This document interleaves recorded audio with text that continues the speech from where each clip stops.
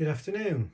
Today I'm going to be unboxing the Men of Iron Tri-Pack from GMT. Now, I hope it's not off-putting that I've got volume 4 of the series map underneath. I'm just learning the game at the moment. I've just done an unboxing the other day for Arquebus, as I say, volume 4.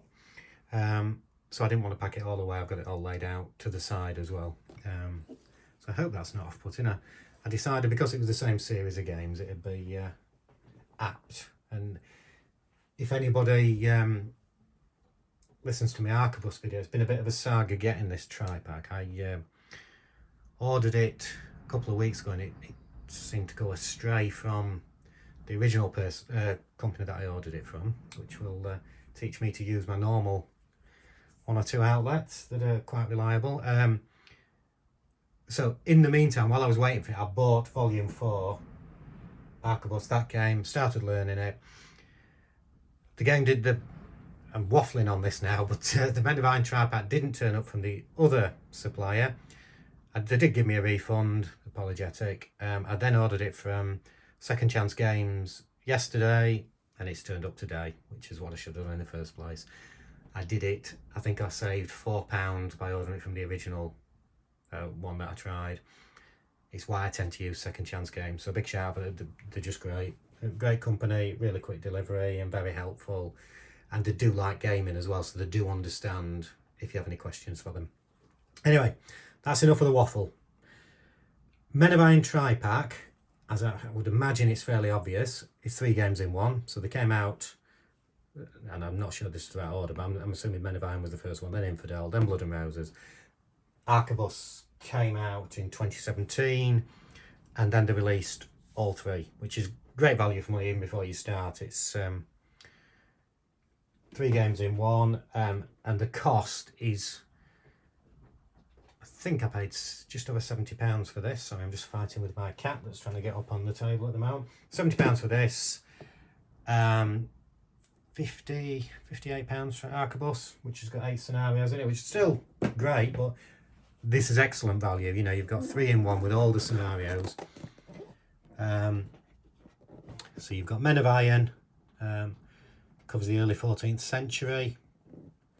Infidel covers the early Crusades. And Blood and Roses is the Wars of the Roses in England. That's a big part of me getting this. I am a World War II gamer in general, but I live in Scarborough. For those of you in the UK will know, it's just down the road from York. It's in Yorkshire, so I should know more than I do about the Wars of the Roses, really. I'm just reading some books on it now to increase my understanding. And then there's also a little bonus scenario, Agincourt, which was published in C3I magazine. That's included in the tri-pack. So you can see down the side all the different scenarios. I'm not going to read through them all, but there's loads to go at, loads of different variety. What I am finding nice, because obviously I'm learning on this, is each scenario is its own little rules. So your base rules are the same, but they've all got little quirks. For instance, in the one I'm playing here, Serinola, there's a ditch and ramparts here, and these affect it because when the French attacked, they attacked without being aware of these. So they thought they could charge straight into the town, and as they got to here, they suddenly found themselves confronted with this, which they weren't expecting. Sorry, I'm putting my finger down and pointing to it there. So there's modifiers involved for that. You can become disordered as you're going across. So yeah, so and I believe all the scenarios like that, they have their own little bits and pieces. So yeah, back to the tri-pack one. Many units featured longbows, crossbows, men-at-arms, Hobbleards, Genitors, nasty Scots with axes. It does say that. I didn't, just in case anybody's Scottish is listening to this, I didn't say nasty Scots. And you've got some historical command: Edward III, the Black Prince, William Wallace, just as the Bruce there, it means Robert the Bruce, Stephen of Blois, King Richard I, many more. So you get 5 double-sided maps, well, 22 by 34, then 1 11 by 17 map, 7.5 counter sheets, so I'll be clipping for quite a while. 28-page series rulebook, 3 battle books for each of the packs, 8 player aid cards, two 10-sided dice. It's a two-player game, but it lends itself very well to solitaire. There's some seizure counters, which I have found a workaround for that. But apart from that, there's it says there solitaire, suitability high, complexity 4. Yeah, it's very interesting to play out the historical battles and see if you can do it differently or want to do it differently to how they actually did pay out. So, and one of the things I'm enjoying about this stuff, and as I say, I'm only learning the game, but I was more of a PC strategy wargamer. And there's a game on there called Field of Glory 2, which I love. Now, I played a lot of PC games, and board gaming is a thing that I've got into really over the last 2 or 3 years, I would say. And the reason I think I liked PC wargaming was the ease of, you can get straight into a game and you don't have to worry about the mechanics so much. You learn as you go along. But I've now gone full circle, and what I like about these games is that you can have 2 units attacking, and in the PC game, you're disadvantaged. As they attack, you're disadvantaged. The defender disrupts your forces. Why? Sometimes you don't know. With board games, you do know, because you're going through the dice modifiers, and yes, you're getting a negative modifier, as I was saying about going over the ditches as you're attacking, or it's the type of armour that you've got, or that you're mounted, and all this, or the terrain, all these things come into it, but because you're actually working them out yourself and then you roll the dice, you understand why your unit beats the other unit or doesn't beat the other unit. And yeah, you've got the random part involved in both of those games, but in these games, you actually understand. It's easier to understand your odds, I should say, because you can do it in the PC games, and there's games where I do understand it, but it's so much easier on this because you're having to work it out yourself. So anyway, let's go into the unboxing, because all I'm doing is just jabbering on at the moment, aren't I? Very, very big box, by the way. I don't know if you can see the size of it there. It's a 3-inch box. So big, I can't even open it.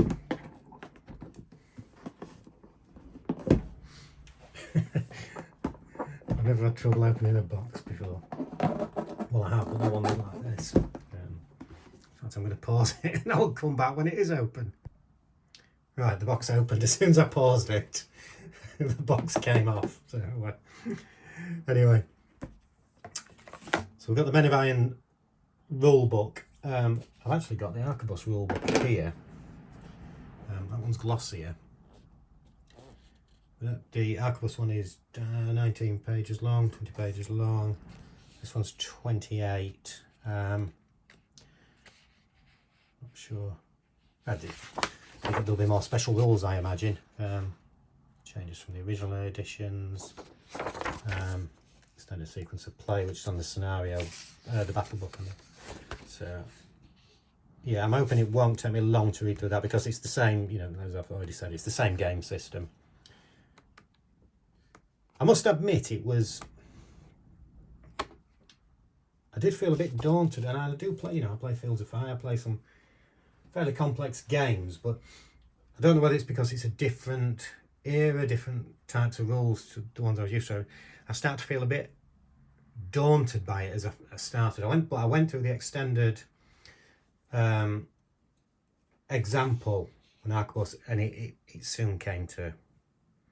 It made itself very clear. I think sometimes when you're reading through rules, and it's why I quite often like to get playing rather than wait through the rules and then do it, is because the rules can confuse you. No, that's not saying that all rules are badly written. I don't mean it in that way. It's just you can't always put in your head what the rules are saying until you've got the game out and you've got the board in front of you and you're looking at it, and it does make sense. There's still a lot I need to learn on it, but it is making sense. So the first battle book is for Infidel, which is the Crusader era, 11th and 12th century. 6 different scenarios there, so which you might know: Antioch, Haran. And then there's an example of play, an extended sequence of play. That's what I've been doing on Arquebus at the moment. And what is nice, and I think you'll find, so you have a preface to the Crusades themselves, talked about that, it's about setup. then you have a little historical background to each battle. Then you have the setup, and then you have the specific rules for that scenario. And you see that's for each one. You've got historical background, not much Antioch actually. But yeah, so, and you have that with each one.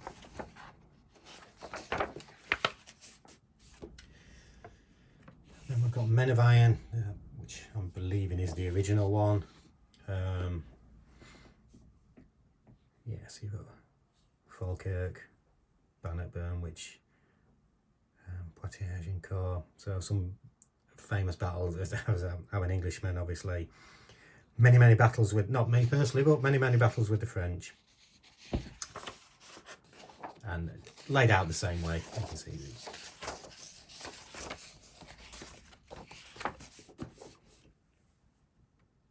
This is the one I'm really looking forward to playing. Was the Roses. Towton, actually. Just trivia, is just down the road from here.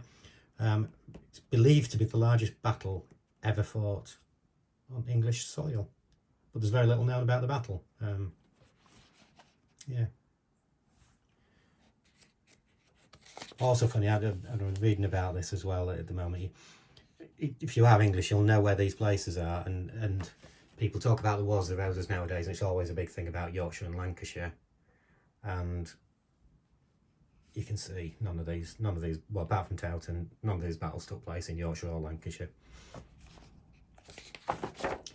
That's probably only interesting to myself, and if any of the Yorkshire people or Lancashire people are listening to this. Yeah, same setup. I've got it again there, different armies. And I have said that, yes, I do understand it's the House of York and the House of Lancaster, just for anybody puts a comment saying you don't understand. Yes, I do understand. It's just amusing nowadays that there is a big rivalry between Yorkshire and Lancashire. And you do have, which I didn't know, I don't know if that's on each one. It's just that one. Yeah, the Tri-Pack Counter Manifest. Could be useful if you lose counters. So let's have a look at these, because I believe there's a lot of them. Counter sheet 8. These are the Seizure Counters that I was talking about.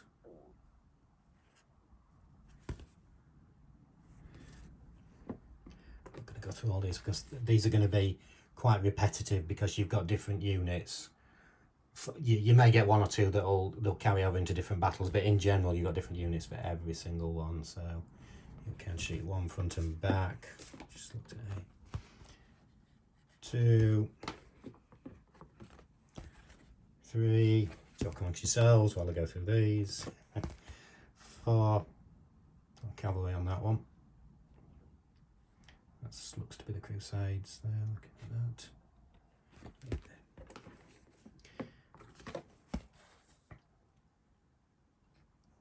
Tri-Pack 5. It's going to take some organising with the counters. And 6. And finally 7, which is 7. That's mainly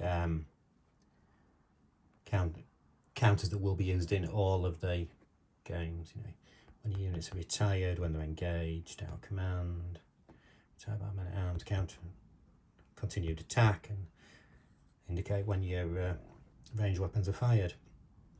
I don't know what Shiltron is. That's something that's not in Arquebus. So we've got all that, and then we've got tons of maps here, and I'll not go through them all because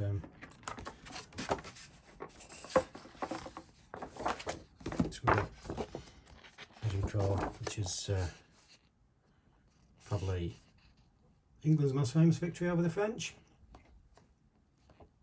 They're vastly outnumbered in that one. Set up the longbowmen here, funneled the French through, and the French were massacred. And the reason for it was a very muddy field as well, so the French couldn't use the superior numbers, and the cavalry got bogged down, and it was quite a slaughter. This one is Towton, which I've spoken about already. we've got 2 scenarios here in one. Just open this up so you can get an idea. So you've got Battle of St Albans here, city itself, and Towton, which is a battle in a field, basically. And you can see as well, I think they're all double-sided. Battle of Antioch. A lot of them don't have much in the way of terrain, as you can imagine in the Crusade, a lot of desert areas. But they do have some bits and pieces, and some things that do affect it. I don't want to do them all, so I'm not going to open up every one, but you've got some marshes there. So there is terrain, you see.